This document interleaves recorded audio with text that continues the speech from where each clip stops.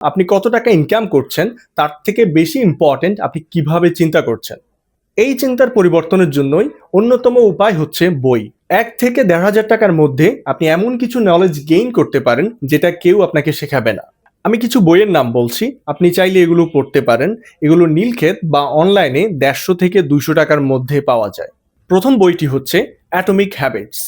এই বইটি শেখায় কিভাবে ছোট ছোট অভ্যাস দীর্ঘমেয়াদে বড় পরিবর্তন আনতে পারে। আপনি বড় গোল সেট করছেন কিন্তু ২ দিন পরে ডিস্ট্রাক্টেড হয়ে যাচ্ছেন।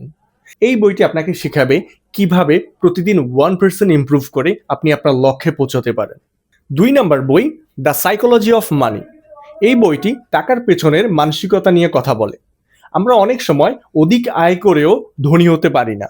বইটি শেখায় কিভাবে ধৈর্য, আচরণ এবং সিদ্ধান্ত নেওয়ার ক্ষমতা আপনার ফাইন্যান্সিয়াল লাইফে বড় প্রভাব ফেলে। যারা স্মার্টলি টাকা ম্যানেজ করতে চান তাদের জন্য এটি একটি মাস্ট রিড। এরপরের বইটি rich dad poor dad. Unfortunately এই বইটি আমার স্টকে থাকা সত্ত্বেও খুঁজে পাচ্ছি না। হিয়ারস দ্য ইম্পর্টেন্ট অ্যাডভাইস, কাউকে বই ধার দেবেন না। ওকে, ব্যাক টু দ্য পয়েন্ট। এই বইটি অ্যাসেট এবং লাইবিলিটিসের পার্থক্য খুব সহজভাবে বোঝায়। সাধারণ মানুষ যেখানে আয় করে এবং খরচ করে সেখানে এই বই শেখায় কিভাবে আপনার টাকাকে আপনার জন্য কাজে লাগানো যায়। এখন আমার লিস্টের শেষ বই হচ্ছে how to win friends and influence people. এই বইটি শেখায় মানুষের সাথে ভালো সম্পর্ক তৈরি করা এবং প্রভাবিত করার কৌশল।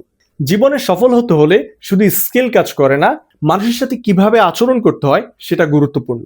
যারা ক্যারিয়ার, ব্যবসা এবং নেটওয়ার্কিং এ এগিয়ে যেতে চান তাদের জন্য এটি একটি মাস্ট রিড বই। আপনি চাইলে নিজে রিসার্চ করে আপনার নিজের পছন্দের বুক লিস্ট তৈরি করতে পারেন এবং আপনার যদি কোনো পছন্দের বই থাকে সেটা কমেন্টে জানাতে পারেন। I will give it A go.